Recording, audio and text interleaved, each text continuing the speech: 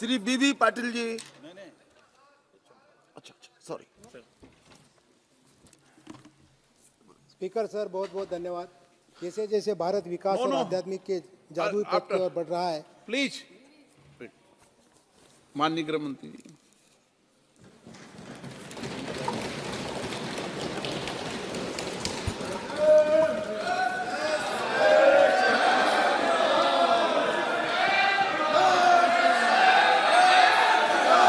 माननीय अध्यक्ष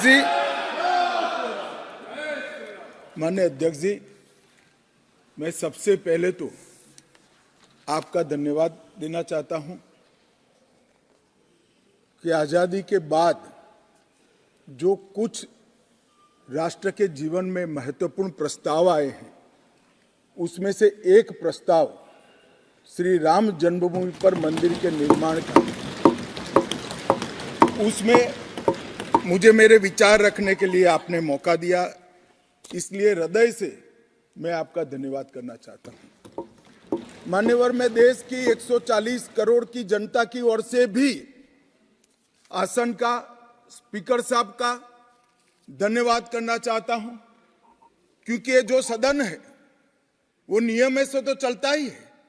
हर चर्चा नियमों से बंधी हुई होती है, संविधान से बंधी हुई होती है, परंतु एक मायनों में ये सदन जन चेतना का, जनता की आकांक्षाओं का और जनता की इच्छाओं की प्रवक्ता बनने का भी सदन का दायित्व है, और आज ये हो रहा है। 140 करोड़ के देश में और दुनिया भर में बैठे हुए राम भक्त जो 22 जनवरी के बाद एक अद्भुत आध्यात्मिक चेतना का अनुभव कर रहे हैं, इसको वाचा देने के लिए आपने समय दिया, इसलिए देश आपका हमेशा के लिए आभारी रहेगा।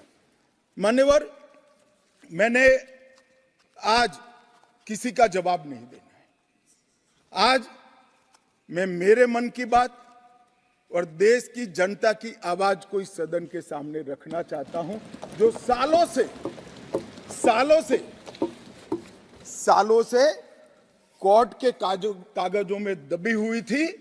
नरेंद्र मोदी जी के प्रधानमंत्री बनने के बाद उसको आवाज भी मिली, अभिव्यक्ति भी मिली। मान्यवर, 22 जनवरी का दिन, भले कुछ लोग कुछ भी कहे, मैं स्पष्ट रूप से देख रहा हूं 22 जनवरी का दिन 10 सहस्त्र सालों के लिए ऐतिहासिक दिन बनने वाला है। ये सबको समझकर चलना चाहिए। मान्यवर, जो इतिहास को पहचानते नहीं, ऐतिहासिक पलों को पहचानते नहीं, वो अपने अस्तित्व को, अपने वजूद को कहीं ना कहीं खो देते हैं। मैं आज फिर से एक बार कहने वाला हूं मान्यवर कि 22 जनवरी का दिन 10 सहस्त्र से भी अधिक सालों तक इस देश का ऐतिहासिक दिन है। मान्यवर, 22 जनवरी का दिन 1528 से शुरू हुई एक संघर्ष और अन्याय के सामने लड़ाई का एक आंदोलन के अंत का दिन है। 1528 से चली हुई ये न्याय की लड़ाई यहां पर समाप्त। मान्यवर, 22 जनवरी का दिन करोड़ों भक्तों के आशा, आकांक्षा और सिद्धि का दिन है। उनकी आज आशा आकांक्षाएं सिद्ध हुई है। मान्यवर, 22 जनवरी का दिन भारत की, समग्र भारत की, मैं चाहूंगा कि समग्र भारत पर पूरा सदन गौर करे। 22 जनवरी का दिन समग्र भारत की आध्यात्मिक चेतना के पुनः जागरण का दिन आज इतिहास में बन चुका है। मान्यवर, 22 जनवरी का दिन महान भारत की यात्रा की शुरुआत का दिन है। 22 जनवरी के दिन मां भारती को विश्व गुरु के मार्ग पर ले जाने को प्रशस्त करने वाला दिन मान्यवर बनने वाला है। मान्यवर, ये देश की कल्पना राम और रामचरित्र के बगैर कर ही नहीं सकती। जो इस देश को पहचानना चाहते हैं, जानना चाहते हैं, जीना चाहते हैं, राम और रामचरित मानस के बगैर वो जी ही नहीं सकते। राम का चरित्र और राम ये देश के जनमानस का प्राण है। ये सबको समझना चाहिए, सबको स्वीकारना चाहिए। और इसीलिए मान्यवर, हमारे संविधान की पहली प्रत से लेकर महात्मा गांधी के आदर्श राज्य की कल्पना को राम राज का नाम लिया गया। संविधान में भी राम दरबार को स्थान दिया गया। मान्यवर, जो लोग राम के अलावे भारत की कल्पना करते हैं वो भारत को नहीं जानते, वो हमारे गुलामी के काल का प्रतिनिधित्व करते हैं। मान्यवर, राम व्यक्ति नहीं है, राम प्रतीक है। करोड़ों लोगों का आदर्श जीवन कैसे जीना चाहिए, इसीलिए उनको मर्यादा पुरुषोत्तम किया गया। राम का राज्य किसी एक धर्म, एक संप्रदाय के विशेष के लिए नहीं है। राम का राज्य, आदर्श राज्य कैसा होना चाहिए, इसका प्रतीक न केवल भारत, समग्र दुनिया के देशों के लिए बना हुआ है मान्यवर। और इसलिए मैं मानता हूं कि राम और राम के चरित्र को फिर से प्रस्तावित करने का काम 22 जनवरी को हुआ है, मोदी जी के हाथ से हुआ है। वो इस देश के लिए सौभाग्य का विषय है मान्यवर। हम सब उन सौभाग्यशाली लोगों में से हैं जो 1528 वहां पर राम मंदिर देखना चाहते हैं। पीढ़ियां चली गई, हजारों लोग, लाखों लोग शहीद हुए, संघर्ष किए, आंदोलन किए, मगर ये दिन देखना स्वप्न में नहीं आया। आज हम सब बहुत सौभाग्यशाली है कि इस देश को हम देख सकते हैं मान्यवर। भारत की संस्कृति और रामायण को अलग कर कर देखा ही नहीं जा सकता। कई भाषाओं में, कई प्रदेशों में और कई प्रकार के धर्मों में भी रामायण का जिक्र, रामायण का अनुवाद, रामायण से बनी परंपराएं और रामायण को अपने राष्ट्रीय चेतना का एक आधार बनाने का काम हुआ है। कई सारे रामायणों का उल्लेख है। संस्कृत में वाल्मीकि रामायण, अध्यात्म रामायण, आनंद रामायण, अवधी में रामचरितमानस, उड़िया में 13 प्रकार के रामायण, तेलुगु में रंगनाथ रामायण, रघुनाथ रामायण, कन्नड़ में कुमुदेंदु रामायण, तोरवे रामायण, बतलेश्वर रामायण, असमिया में कथा रामायण, सप्तकांड रामायण और शंकरदेव ने भी वरगीत के अंदर रामायण का वर्णन किया। बंगला में भी रामायण मिलेगा, कश्मीर में भी राम अवतार चरित मिलेगा, बौद्ध परंपराओं में भी हनुमान जातक में रामायण का जिक्र मिलेगा, मैथिली में भी रामायण है, पंजाबी में गोविंद रामायण है। इतना ही नहीं, ओवैसी साहब चले गए, मुल्ला मसीही ने भी रामायण मसीही लिखकर सबके लिए इस आदर्श को प्रस्तावित किया है। कई सारे देशों में भी रामायण को स्वीकारा है और एक आदर्श ग्रंथ के रूप में प्रस्तावित किया है। विदेशों में नेपाल, जावा, इंडोनेशिया, कंबोडिया, तिब्बत, ये सभी देश भाषाओं में रामायण का अनुवाद भी हुआ है और उससे प्रेरणा भी ली जाती है। हमारे यहाँ आदिवासी जीवन भी एक प्रकार से अलग संस्कृति से, अलग परंपराओं से रचा बचा। उरांव में, बोडो में, संथाल में, संकाल में, बिरहोर में और छोटा नागपुर में सभी जगह स्थानीय भाषाओं में रामायण का अनुवाद भी हुआ और रामायण के आधार पर अपने जीवन को, आदर्श को बनाने का काम भी हुआ। मान्यवर, राम और रामायण से अलग इस देश की कल्पना हो ही नहीं सकती। मान्यवर, ये जो राष्ट्र की इच्छा की परिपूर्ति सम्माननीय मोदी जी के हाथ से 22 जनवरी को अभिजीत मुहूर्त में हुई है। ये लड़ाई 1528 से लड़ी जा रही है। दशकों तक ये लड़ाई चली मान्यवर, दशकों तक लड़ाई चली। लगभग 1858 से कानूनी लड़ाई चल रही है। जब से अंग्रेजों का शासन था, 330 साल के बाद कानूनी लड़ाई का आज अंत आया है और रामलला अपने गर्भगृह के अंदर विराजमान हुए हैं। मान्यवर, 330 साल के बाद और 1528 से एक लंबा जो आंदोलन चला उसकी समाप्ति हुई है और देश की आध्यात्मिक चेतना की जागृति हुई है। मान्यवर, मैं इतना ही कहना चाहता हूं, ये आंदोलन से अनभिज्ञ होकर कोई इस देश के इतिहास को पढ़ ही नहीं सकता। आज से नहीं, 1528 से हर पीढ़ी ने इस आंदोलन को किसी न किसी स्वरूप से वाचा दी और ये मामला लंबे समय तक अटका रहा, भटका रहा, लटकता रहा। आज मोदी जी के समय में ही इसको परवान चढ़ना था, इस स्वप्न को सिद्ध होना था और आज देश स्वप्न सिद्ध होता हुआ दिखा है। माननीय राम जन्मभूमि का जो इतिहास है ये बहुत लंबा है। अनेक राजाओं, संतों, निहंगों, अलग अलग संगठनों और कानून विशेषज्ञों ने ये लड़ाई में योगदान दिया है।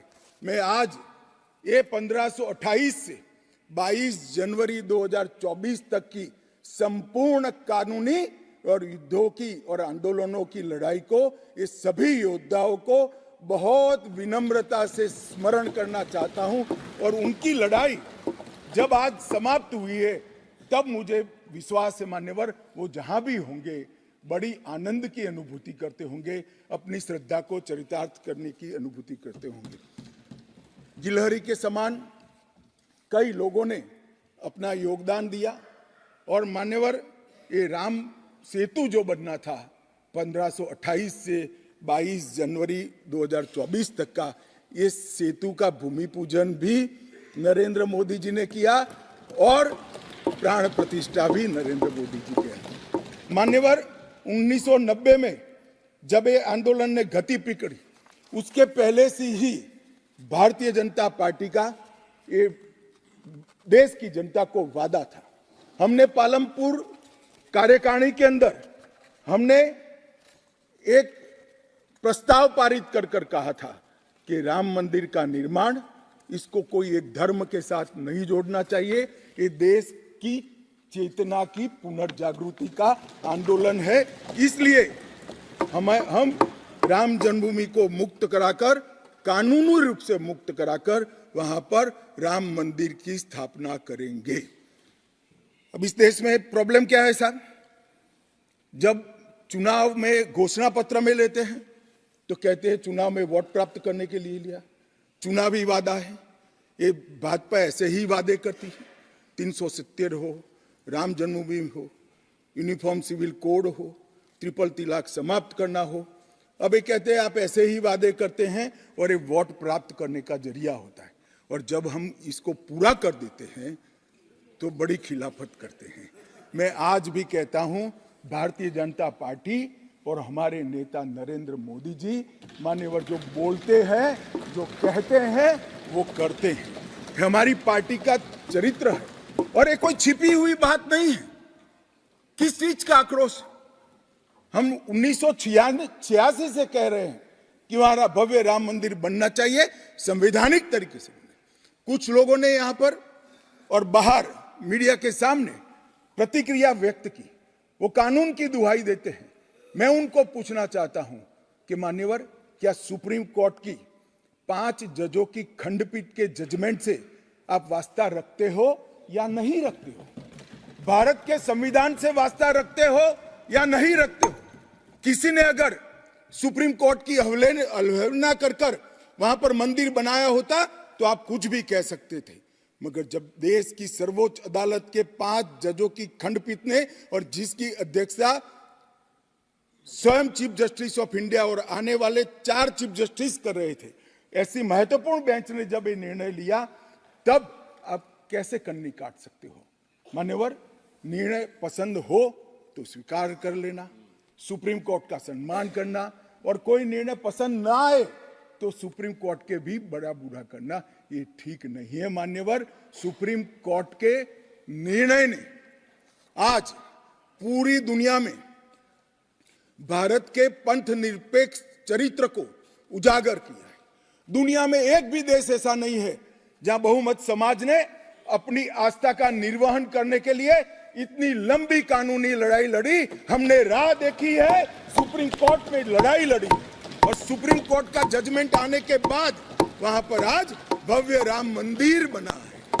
मान्यवर, जो बोल रहे हैं उनको भी सब मालूम है कि क्यों बोल रहे हैं। मैं आज फिर से कहना चाहता हूं, हमारे गुजरात में एक कहावत है, हवन में हड्डी नहीं डालनी चाहिए। पूरा देश जब आनंद में डूबा है, पूरा देश आध्यात्मिक चेतना की जागृति का अनुभव हो रहा है, भैया स्वागत कर लो, साथ में जुड़ जाओ, इसी से देश का भी भला है और सबका भला है। मान्यवर, एक लंबी लड़ाई के बाद स्थगितता में पड़े हुए मामले को नरेंद्र मोदी जी ने एक युग परिवर्तन करने के लिए, जब मोदी जी को देश की जनता ने लंबे समय के बाद और कांग्रेस के बगैर किसी दल ने पहली बार पूर्ण बहुमत के साथ प्रधानमंत्री बनाना, तब से ये लड़ाई शुरू हुई। मान्यवर, 14 से 19 तक राम जन्मभूमि मंदिर की लड़ाई चली, उसका ट्रांसलेशन हुआ, सालों लगे, लाखों पेज का अनुवाद हुआ, अनुवाद होकर कोर्ट के सामने गया, बीच में चुनाव आ गया, कोर्ट ने माना कि चुनाव के वक्त फैसला देंगे तो इसको शायद अलग दृष्टि से देखा जाएगा, कोई बात नहीं। चुनाव के बाद फिर से मोदी जी आ गए और फिर केस चला और अंततोगत्वा जब कोर्ट ने न्याय किया, तब 5 अगस्त 2020 को 19 को मोदी जी ने इसकी नींव रखकर इसकी शुरुआत। मान्यवर, ये जो 20 से 24 की यात्रा है, वो 20 से 24 की यात्रा भी समझनी चाहिए। राम जन्मभूमि का आंदोलन ऐसे ही नहीं चला, इसके साथ हर गांव, हर घर में, हर करोड़ों राम भक्त, अनेक संगठन, भारतीय जनता पार्टी, राष्ट्रीय स्वयंसेवक संघ समेत घर घर गए, शिला लेकर गए, पूजा की और वो पत्थर को राम मंदिर की शिला बनाकर अयोध्या तक पहुंचाने का काम। करोड़ों लोगों ने अपनी श्रद्धा, अपनी इच्छा संवैधानिक तरीके से, शांतिपूर्ण तरीके से अयोध्या पहुंचाई और सुप्रीम कोर्ट ने जब जजमेंट दे दिया, निर्णय दे दिया, तब जाकर राम मंदिर के निर्माण की शुरुआत हुई। अडवाणी जी ने सोमनाथ से अयोध्या यात्रा भी की और इसके साथ साथ निहंगों ने शुरू करी हुई लड़ाई, अशोक सिंघल जी जो चरम सीमा पर ले गए थे, अडवाणी जी ने जन जागृति की और मोदी जी ने जन आकांक्षा की पूर्ति कर कर एक आध्यात्मिक चेतना का जागरण कर दिया। मान्यवर, ये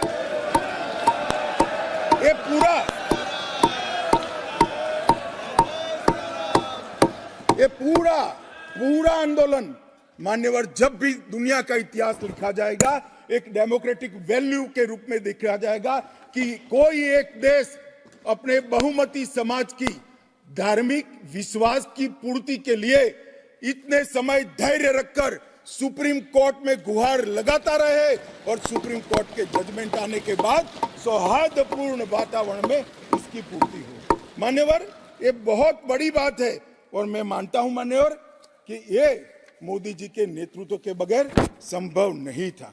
मान्यवर, मैं इतना ही कहना चाहता हूं कि जब राम मंदिर का निर्माण हो रहा था तब, और जब जजमेंट आया तब, कई लोग आगास लगा रहे थे, कई लोग अनुमान कर रहे थे इस देश में रक्तपात हो जाएगा, इस देश में दंगे हो जाएंगे, इस देश में धर्म के बीच में बड़े विवाद होंगे।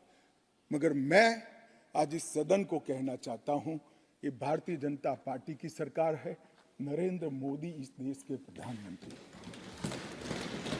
कोर्ट के जजमेंट को भी जय पराजय की जगह सबकी मान्य न्यायालय के आदेश में परिवर्तित करने का काम मोदी जी के दूरदर्शी विचार ने। और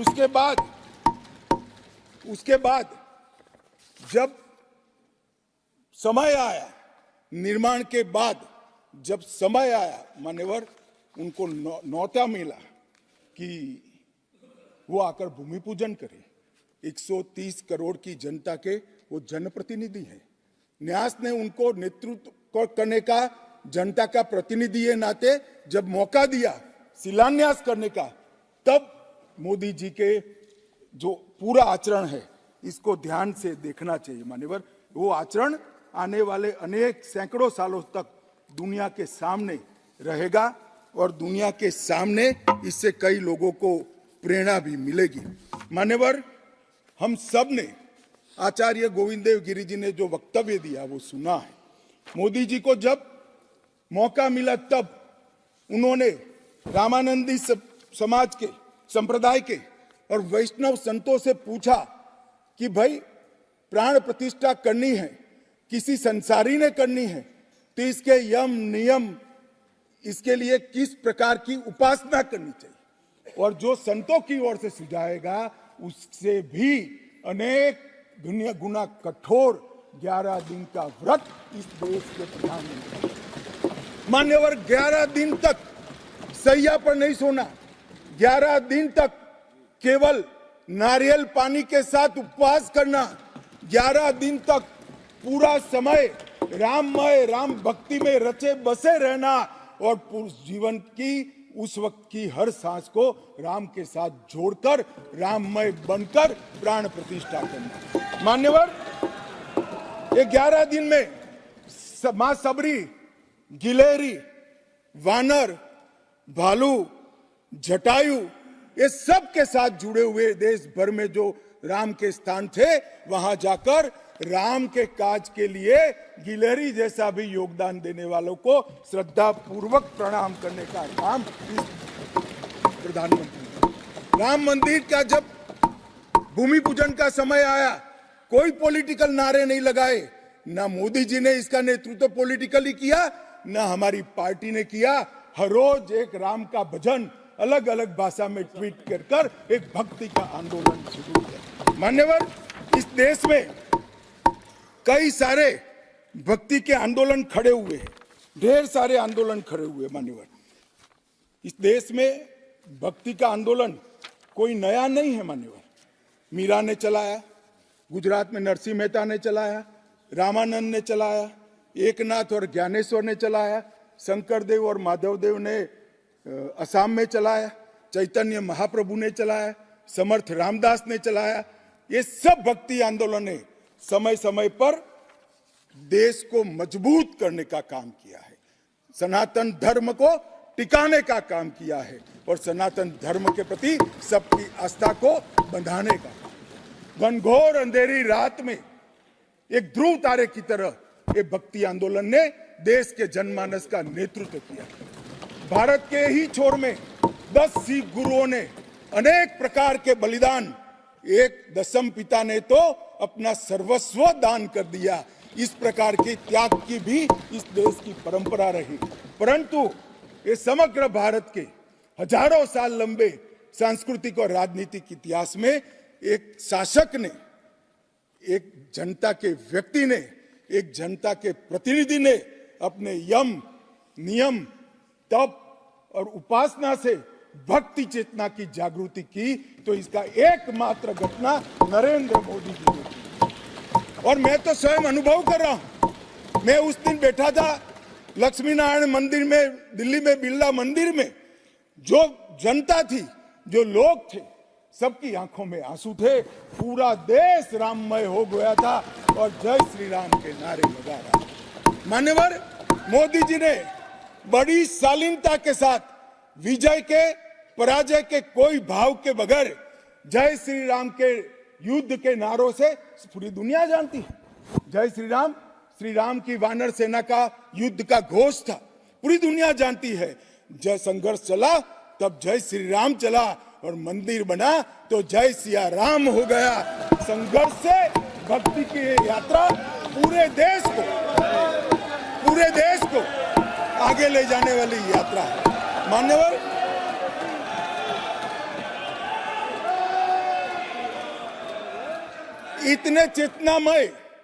इतने चेतनामय वातावरण के अंदर भी विभाजन की बात करने वाले लोगों से मेरा करबद्ध निवेदन है, समय को पहचानो, एकता के संदेश को स्वीकारो और आगे देखकर चलना शुरू करो, भारत की और हम सब की भलाई। मान्यवर, ये बहुत बड़ा संदेश मोदी जी ने दिया है, और मैं फिर से एक बात कहना चाहता हूं, जिसने संन्यास्त नहीं लिया है, जो सन्यासी नहीं है, जो किसी पंथ संप्रदाय का उपदेशक नहीं है, ऐसा व्यक्ति और जो देश का शासक है, प्रधानमंत्री है, प्रधान सेवक है, ऐसा व्यक्ति आध्यात्मिक चेतना, भक्ति की चेतना खड़े है। ये दुनिया में ऐसी मिसाल शायद ही कहीं नहीं मिली। मान्यवर, मैं ये जरूर कहना चाहता हूं, इस सदन में खड़े होकर गौरव के साथ कहना चाहता हूं कि मोदी जी मेरे नेता है, मेरे पार्टी के नेता है, मेरे पार्टी के प्रमुख नेता है।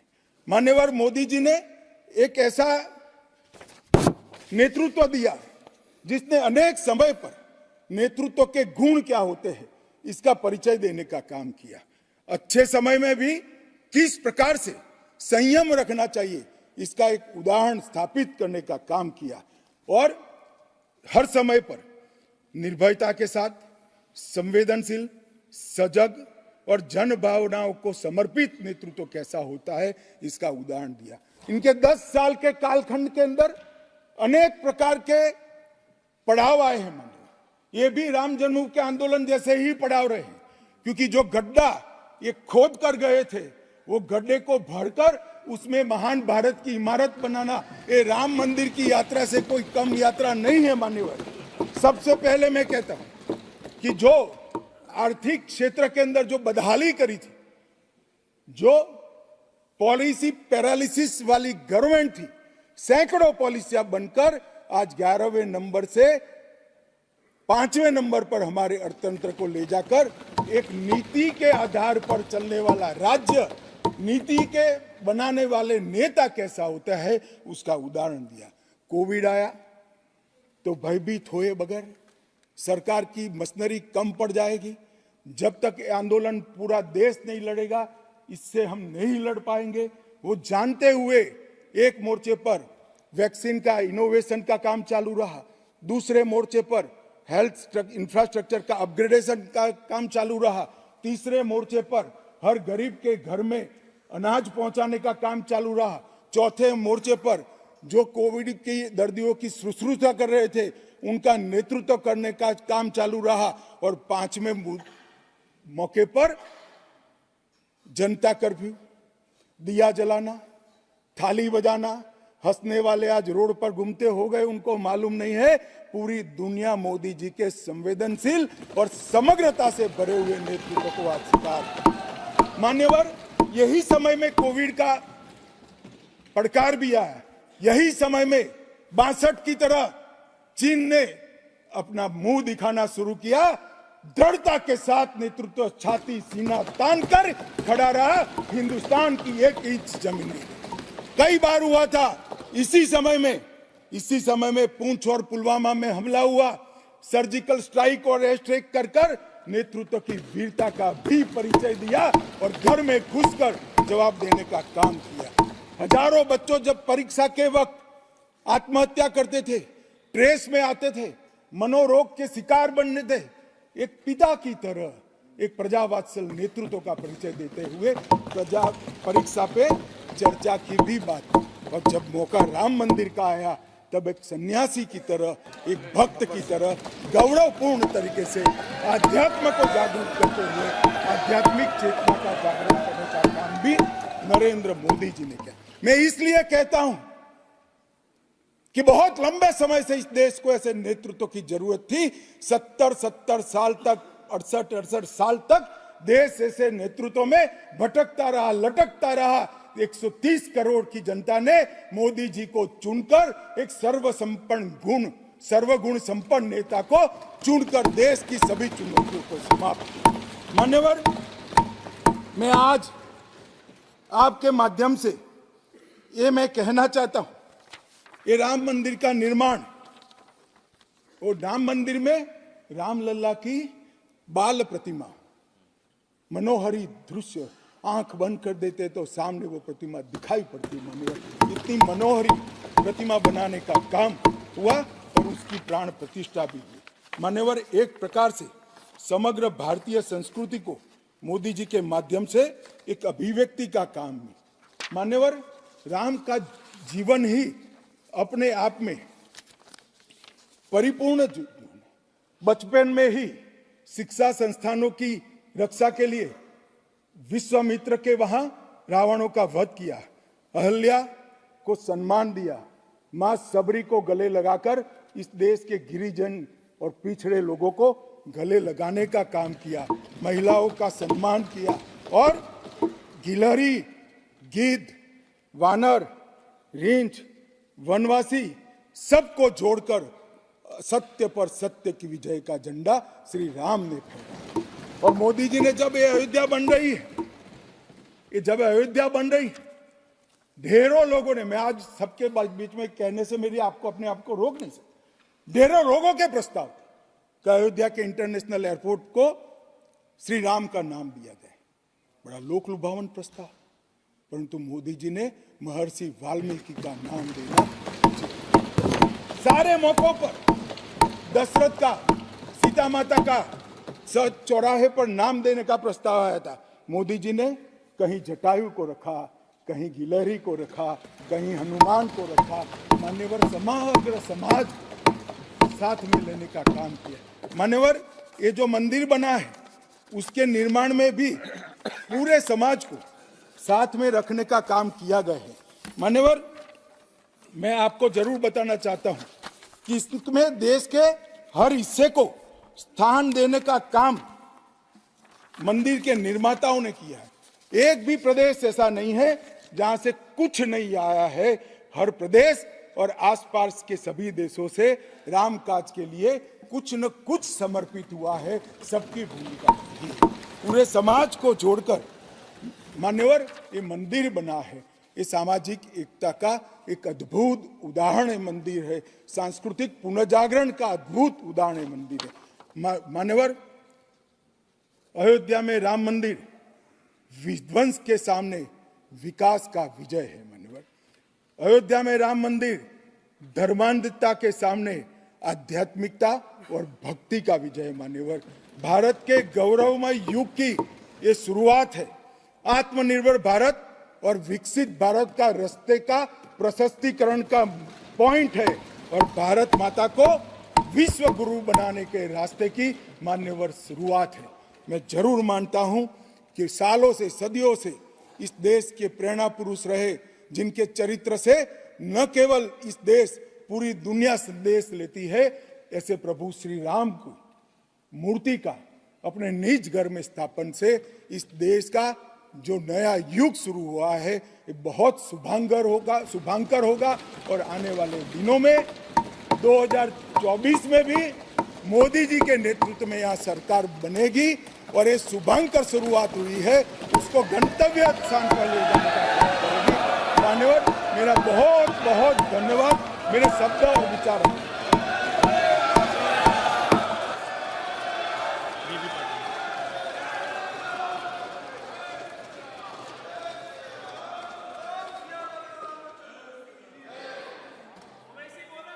सबको जोड़ने की बात की जाए वो बेहतर है। जी, श्री बीबी पाटिल जी।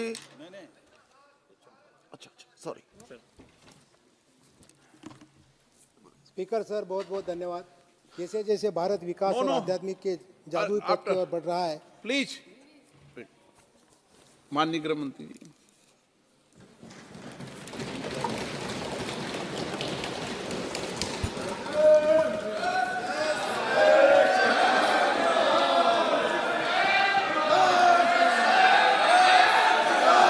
माननीय अध्यक्ष जी, मैं सबसे पहले तो आपका धन्यवाद देना चाहता हूं कि आजादी के बाद जो कुछ राष्ट्र के जीवन में महत्वपूर्ण प्रस्ताव आए हैं, उसमें से एक प्रस्ताव श्री राम जन्मभूमि पर मंदिर के निर्माण का, उसमें मुझे मेरे विचार रखने के लिए आपने मौका दिया, इसलिए हृदय से मैं आपका धन्यवाद करना चाहता हूं। मान्यवर, मैं देश की 140 करोड़ की जनता की ओर से भी आसन का, स्पीकर साहब का धन्यवाद करना चाहता हूं, क्योंकि ये जो सदन है वो नियम से तो चलता ही है।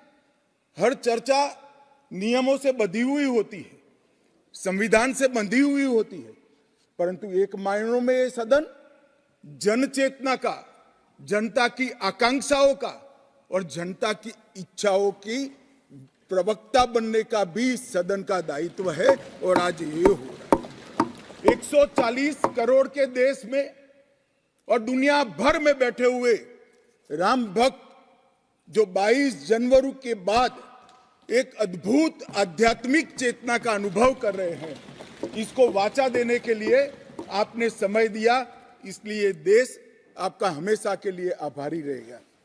मान्यवर, मैंने आज किसी का जवाब नहीं देना है। आज मैं मेरे मन की बात और देश की जनता की आवाज को इस सदन के सामने रखना चाहता हूं, जो सालों से कोर्ट के कागजों में दबी हुई थी। नरेंद्र मोदी जी के प्रधानमंत्री बनने के बाद उसको आवाज भी मिली, अभिव्यक्ति भी मिली। मान्यवर, 22 जनवरी का दिन, भले कुछ लोग कुछ भी कहे, मैं स्पष्ट रूप से देख रहा हूं 22 जनवरी का दिन 10 सहस्त्र सालों के लिए ऐतिहासिक दिन बनने वाला है। ये सबको समझकर चलना चाहिए। मान्यवर, जो इतिहास को पहचानते नहीं, ऐतिहासिक पलों को पहचानते नहीं, वो अपने अस्तित्व को, अपने वजूद को कहीं ना कहीं खो देते हैं। मैं आज फिर से एक बार कहने वाला हूं मान्यवर कि 22 जनवरी का दिन 10 सहस्त्र से भी अधिक सालों तक इस देश का ऐतिहासिक दिन है। मान्यवर, 22 जनवरी का दिन 1528 से शुरू हुई एक संघर्ष और अन्याय के सामने लड़ाई का एक आंदोलन के अंत का दिन है। 1528 से चली हुई ये न्याय की लड़ाई यहां पर समाप्त। मान्यवर, 22 जनवरी का दिन करोड़ों भक्तों के आशा, आकांक्षा और सिद्धि का दिन है। उनकी आज आशा आकांक्षाएं सिद्ध हुई है। मान्यवर, 22 जनवरी का दिन भारत की, समग्र भारत की, मैं चाहूंगा कि समग्र भारत पर पूरा सदन गौर करे। 22 जनवरी का दिन समग्र भारत की आध्यात्मिक चेतना के पुनः जागरण का दिन आज इतिहास में बन चुका है। मान्यवर, 22 जनवरी का दिन महान भारत की यात्रा की शुरुआत का दिन है। 22 जनवरी के दिन मां भारती को विश्व गुरु के मार्ग पर ले जाने को प्रशस्त करने वाला दिन मान्यवर बनने वाला है। मान्यवर, ये देश की कल्पना राम और रामचरित्र के बगैर कर ही नहीं सकती। जो इस देश को पहचानना चाहते हैं, जानना चाहते हैं, जीना चाहते हैं, राम और रामचरित मानस के बगैर वो जी ही नहीं सकते। राम का चरित्र और राम ये देश के जनमानस का प्राण है। ये सबको समझना चाहिए, सबको स्वीकारना चाहिए। और इसीलिए मान्यवर, हमारे संविधान की पहली प्रत से लेकर महात्मा गांधी के आदर्श राज्य की कल्पना को राम राज का नाम दिया गया। संविधान में भी राम दरबार को स्थान दिया गया। मान्यवर, जो लोग राम के अलावे भारत की कल्पना करते हैं वो भारत को नहीं जानते, वो हमारे गुलामी के काल का प्रतिनिधित्व करते हैं। मान्यवर, राम व्यक्ति नहीं है, राम प्रतीक है। करोड़ों लोगों का आदर्श जीवन कैसे जीना चाहिए, इसीलिए उनको मर्यादा पुरुषोत्तम किया गया। राम का राज्य किसी एक धर्म, एक संप्रदाय के विशेष के लिए नहीं है। राम का राज्य, आदर्श राज्य कैसा होना चाहिए, इसका प्रतीक न केवल भारत, समग्र दुनिया के देशों के लिए बना हुआ है मान्यवर। और इसलिए मैं मानता हूं कि राम और राम के चरित्र को फिर से प्रस्तावित करने का काम 22 जनवरी को हुआ है, मोदी जी के हाथ से हुआ है।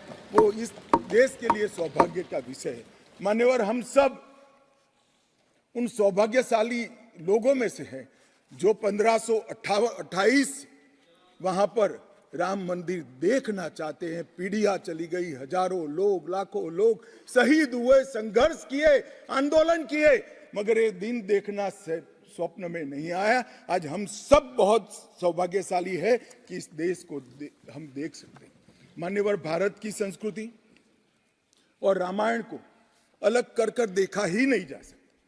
कई भाषाओं में, कई प्रदेशों में और कई प्रकार के धर्मों में भी रामायण का जिक्र, रामायण का अनुवाद, रामायण से बनी परंपराएं और रामायण को अपने राष्ट्रीय चेतना का एक आधार बनाने का काम हुआ है।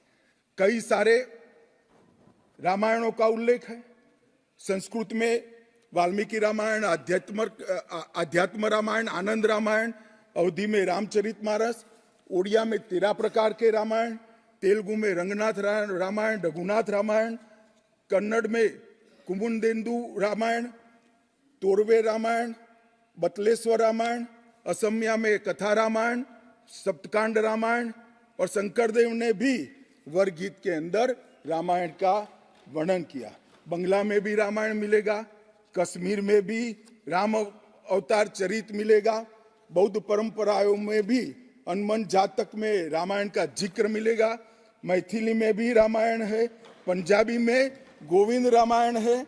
इतना ही नहीं, ओवैसी साहब चले गए, मुल्ला मसीही ने भी रामायण मसीही लिखकर सबके लिए इस आदर्श को प्रस्तावित किया है। कई सारे देशों में भी रामायण को स्वीकारा है और एक आदर्श ग्रंथ के रूप में प्रस्तावित किया है। विदेशों में नेपाल, जावा, इंडोनेशिया, कंबोडिया, तिब्बत, ये सभी देश भाषाओं में रामायण का अनुवाद भी हुआ है और उससे प्रेरणा भी ली जाती है। हमारे यहाँ आदिवासी जीवन भी एक प्रकार से अलग संस्कृति से, अलग परंपराओं से रचा बसा। उरांव में, बोडो में, संथाल में, संकाल में, बिरहोर में और छोटा नागपुर में सभी जगह स्थानीय भाषाओं में रामायण का अनुवाद भी हुआ और रामायण के आधार पर अपने जीवन को, आदर्श को बनाने का काम भी हुआ। मान्यवर, राम और रामायण से अलग इस देश की कल्पना हो ही नहीं सकती। मान्यवर, ये जो राष्ट्र की इच्छा की परिपूर्ति सम्माननीय मोदी जी के हाथ से 22 जनवरी को अभिजीत मुहूर्त में हुई है। ये लड़ाई 1528 से लड़ी जा रही है। दशकों तक ये लड़ाई चली। मान्यवर, दशकों तक लड़ाई चली। लगभग 1858 से कानूनी लड़ाई चल रही है। जब से अंग्रेजों का शासन था, 330 साल के बाद कानूनी लड़ाई का आज अंत आया है और रामलल्ला अपने गर्भगृह के अंदर विराजमान हो गए। मान्यवर, 330 साल के बाद और 1528 से एक लंबा जो आंदोलन चला उसकी समाप्ति हुई है और देश की आध्यात्मिक चेतना की जागृति हुई है। मान्यवर, मैं इतना ही कहना चाहता हूं, ये आंदोलन से अनभिज्ञ होकर कोई इस देश के इतिहास को पढ़ ही नहीं सकता। आज से नहीं, 1528 से हर पीढ़ी ने इस आंदोलन को किसी न किसी स्वरूप से वाचा दी और ये मामला लंबे समय तक अटका रहा, भटका रहा, लटकता रहा। आज मोदी जी के समय में ही इसको परवान चढ़ना था, इस स्वप्न को सिद्ध होना था और आज देश स्वप्न सिद्ध होता हुआ दिखा है। मान्यवर, राम जन्मभूमि का जो इतिहास है ये बहुत लंबा है। अनेक राजाओं, संतों, निहंगों, अलग अलग संगठनों और कानून विशेषज्ञों ने ये लड़ाई में योगदान दिया है। मैं आज ये 1528 से 22 जनवरी 2024 तक की संपूर्ण कानूनी और युद्धों की और आंदोलनों की लड़ाई को, ये सभी योद्धाओं को बहुत विनम्रता से स्मरण करना चाहता हूं और उनकी लड़ाई जब आज समाप्त हुई है तब मुझे विश्वास है मान्यवर, वो जहां भी होंगे बड़ी आनंद की अनुभूति करते होंगे, अपनी श्रद्धा को चरितार्थ करने की अनुभूति करते होंगे। गिलहरी के समान कई लोगों ने अपना योगदान दिया और मान्यवर, ये राम सेतु जो बनना था 1528 से 22 जनवरी 2024 तक का, ये सेतु का भूमि पूजन भी नरेंद्र मोदी जी ने किया और प्राण प्रतिष्ठा भी नरेंद्र मोदी जी के। मान्यवर, 1990 में जब ये आंदोलन ने गति पकड़ी, उसके पहले से ही भारतीय जनता पार्टी का ये देश की जनता को वादा था। हमने पालमपुर कार्यकारिणी के अंदर हमने एक प्रस्ताव पारित कर कहा था कि राम मंदिर का निर्माण, इसको कोई एक धर्म के साथ नहीं जोड़ना चाहिए। ये देश की चेतना की पुनर्जागृति का आंदोलन है।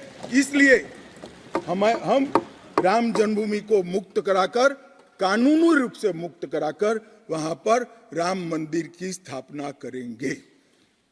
अब इस देश में प्रॉब्लम क्या है साहब? जब चुनाव में घोषणा पत्र में लेते हैं तो कहते हैं चुनाव में वोट प्राप्त करने के लिए लिया, चुनावी वादा है। ये भाजपा ऐसे ही वादे करती है।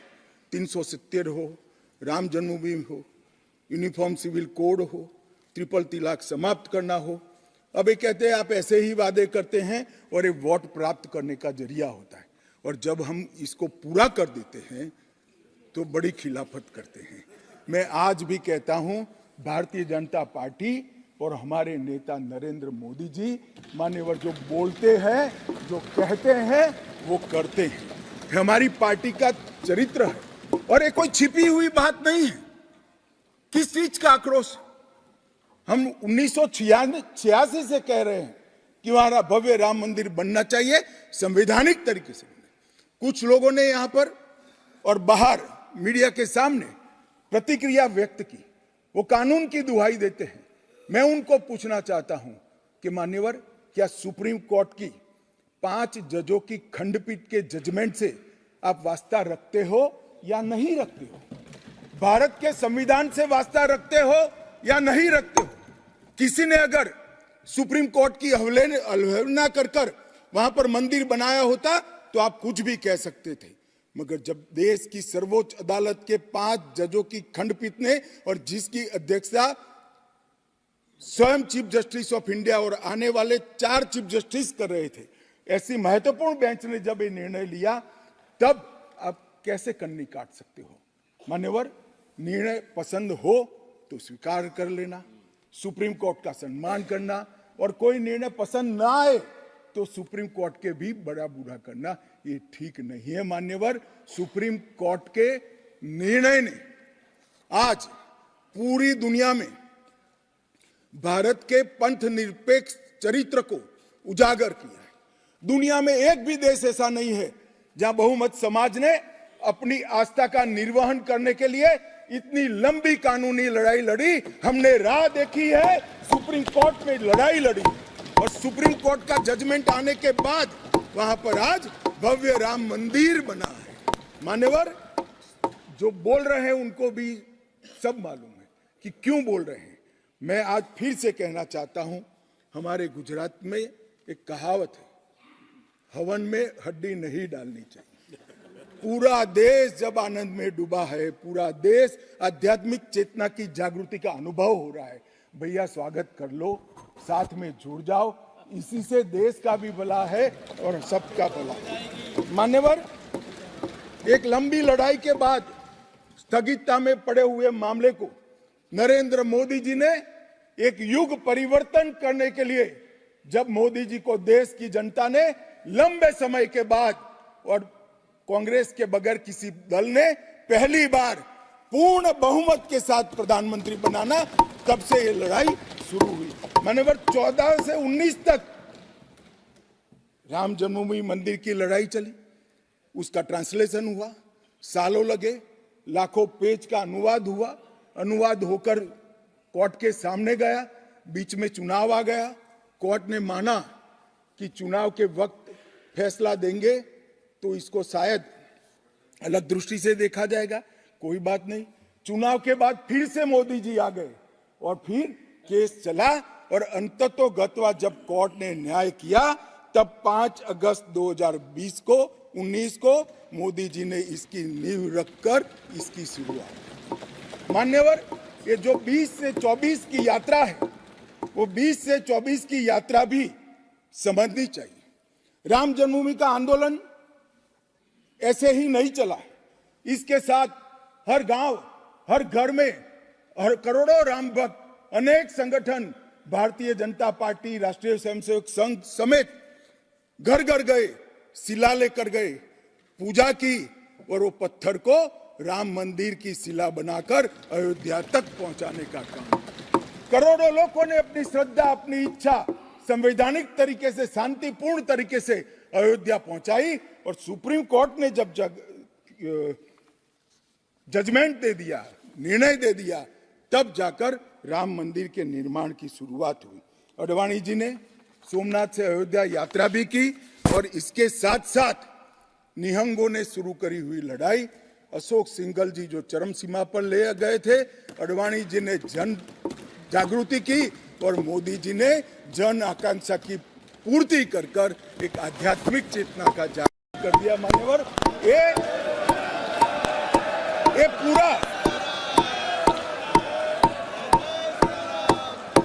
पूरा आंदोलन मान्यवर जब भी दुनिया का इतिहास लिखा जाएगा एक डेमोक्रेटिक वैल्यू के रूप में देखा जाएगा कि कोई एक देश अपने बहुमती समाज की धार्मिक विश्वास की पूर्ति के लिए इतने समय धैर्य रखकर सुप्रीम कोर्ट में गुहार लगाता रहे और सुप्रीम कोर्ट के जजमेंट आने के बाद सौहार्दपूर्ण वातावरण में इसकी पूर्ति हो। मान्यवर, ये बहुत बड़ी बात है और मैं मानता हूं मान्यवर कि ये मोदी जी के नेतृत्व के बगैर संभव नहीं था। मान्यवर, मैं इतना ही कहना चाहता हूं कि जब राम मंदिर का निर्माण हो रहा था तब और जब जजमेंट आया तब कई लोग आगाज लगा रहे थे, कई लोग अनुमान कर रहे थे इस देश में रक्तपात हो जाएगा, इस देश में दंगे हो जाएंगे, इस देश में धर्म के बीच में बड़े विवाद होंगे। मगर मैं आज इस सदन को कहना चाहता हूं, ये भारतीय जनता पार्टी की सरकार है, नरेंद्र मोदी इस देश के प्रधानमंत्री। कोर्ट के जजमेंट को भी जय पराजय की जगह सबकी मान्य न्यायालय के आदेश में परिवर्तित करने का काम मोदी जी के दूरदर्शी विचार ने। और उसके बाद जब समय आया, निर्माण के बाद जब समय आया मान्यवर, उनको न्योता मिला कि वो आकर भूमि पूजन करें। 130 करोड़ की जनता के वो जनप्रतिनिधि हैं। न्यास ने उनको नेतृत्व करने का, जनता का प्रतिनिधि के नाते जब मौका दिया शिलान्यास करने का, तब मोदी जी के जो पूरा आचरण है इसको ध्यान से देखना चाहिए मान्यवर। वो आचरण आने वाले अनेक सैकड़ों सालों तक दुनिया के सामने रहेगा और दुनिया के सामने इससे कई लोगों को प्रेरणा भी मिलेगी। मान्यवर, हम सब ने आचार्य गोविंद देव गिरि जी ने जो वक्तव्य दिया वो सुना है।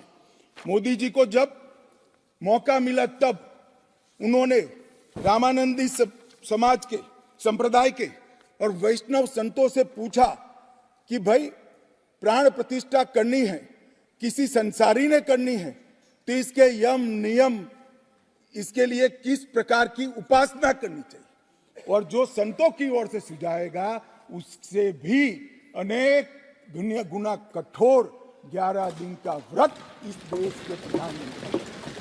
मान्यवर, 11 दिन तक सैया पर नहीं सोना, 11 दिन तक केवल नारियल पानी के साथ उपवास करना, 11 दिन तक पूरा समय राममय, राम भक्ति में रचे बसे रहना और जीवन की उस वक्त की हर सांस को राम के साथ जोड़कर राममय बनकर प्राण प्रतिष्ठा करना। मान्यवर, ये 11 दिन में मां सबरी, गिलेरी, वानर, भालू, जटायु, ये सब के साथ जुड़े हुए देश भर में जो राम के स्थान थे वहां जाकर राम के काज के लिए गिलहरी जैसा भी योगदान देने वालों को श्रद्धा पूर्वक प्रणाम करने का काम प्रधानमंत्री। राम मंदिर का जब भूमि पूजन का समय आया, कोई पॉलिटिकल नारे नहीं लगाए, ना मोदी जी ने इसका नेतृत्व पॉलिटिकली किया, ना हमारी पार्टी ने किया।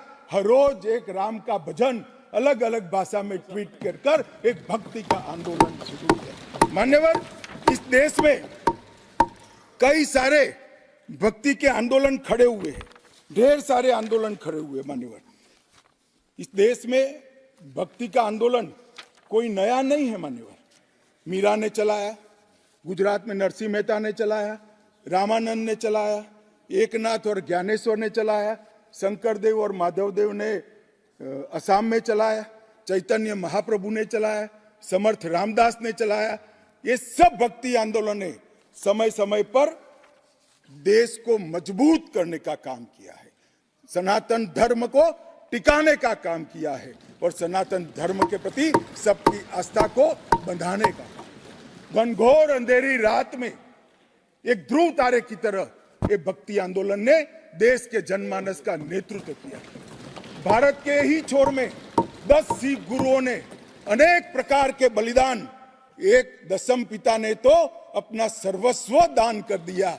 इस प्रकार के त्याग की भी इस देश की परंपरा रही, परंतु ये समग्र भारत के हजारों साल लंबे सांस्कृतिक और राजनीतिक इतिहास में एक शासक ने, एक जनता के व्यक्ति ने, एक जनता के प्रतिनिधि ने अपने यम, नियम, तप और उपासना से भक्ति चेतना की जागृति की, तो इसका एकमात्र घटना नरेंद्र मोदी जी ने की। और मैं तो स्वयं अनुभव कर रहा हूं। मैं उस दिन बैठा था लक्ष्मी नारायण मंदिर में, दिल्ली में बिरला मंदिर में, जो जनता थी, जो लोग थे, सबकी आंखों में आंसू थे। पूरा देश राममय हो गया था और जय श्री राम के नारे लगा रहा। मान्यवर मोदी जी ने बड़ी शालीनता के साथ विजय के, पराजय के कोई भाव के बगैर जय श्री राम के युद्ध के नारों से पूरी दुनिया जानती है। जय श्री राम की वानर सेना का युद्ध का घोष था, पूरी दुनिया जानती है। जय संघर्ष चला तब जय श्री राम चला और मंदिर बना तो जय सिया राम हो गया। संघर्ष से भक्ति की ये यात्रा पूरे देश को आगे ले जाने वाली यात्रा है। मान्यवर,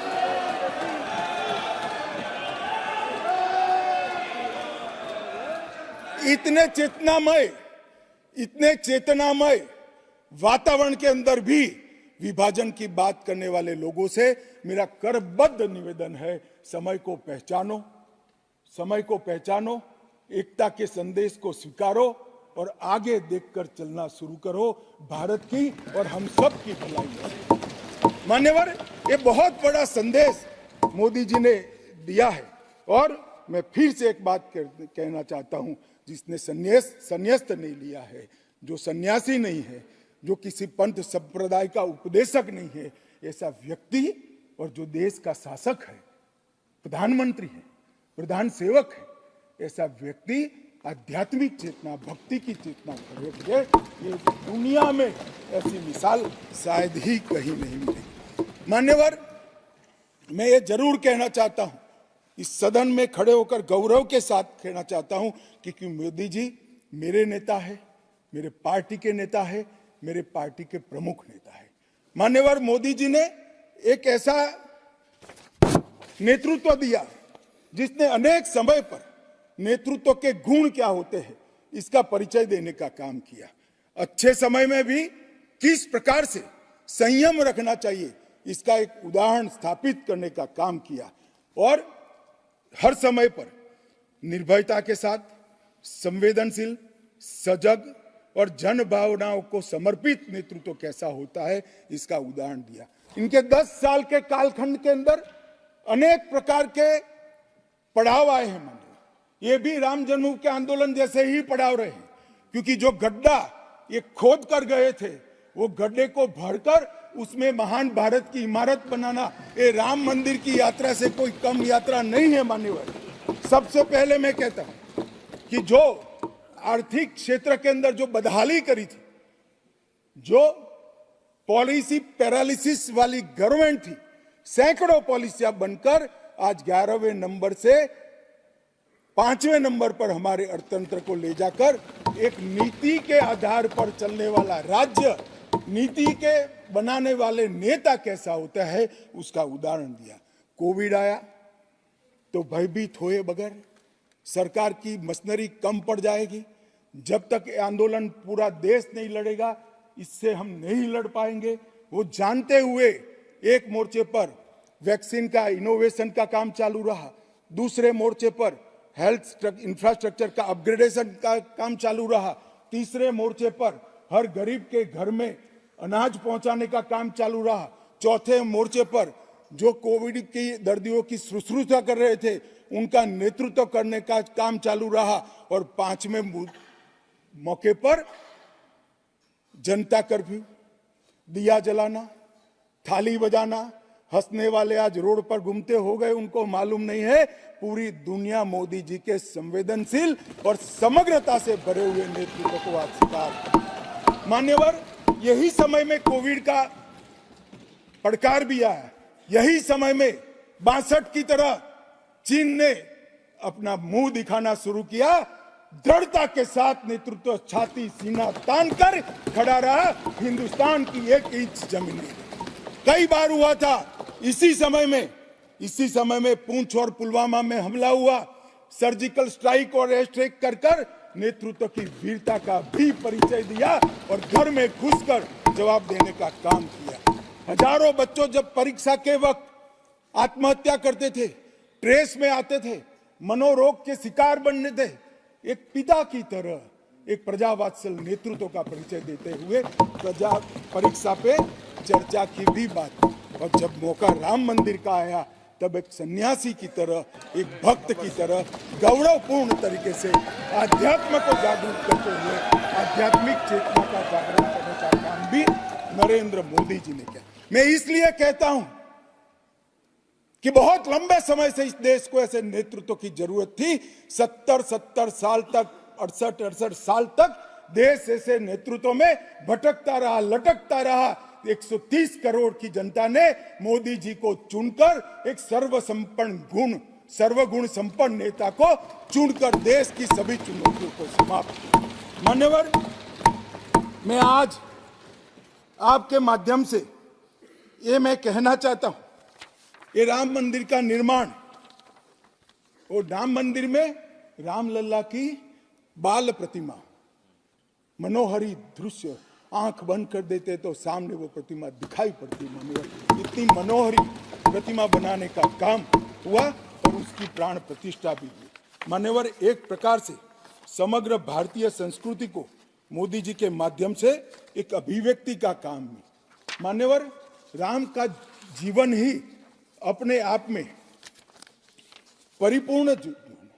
बचपन में ही शिक्षा संस्थानों की रक्षा के लिए विश्वामित्र के वहां रावणों का वध किया, अहल्या को सम्मान दिया, मां सबरी को गले लगाकर इस देश के गिरिजन और पिछड़े लोगों को गले लगाने का काम किया, महिलाओं का सम्मान किया और गिलहरी, गिद्ध, वानर, रींछ, वनवासी सबको जोड़कर सत्य पर सत्य की विजय का झंडा श्री राम ने फहराया।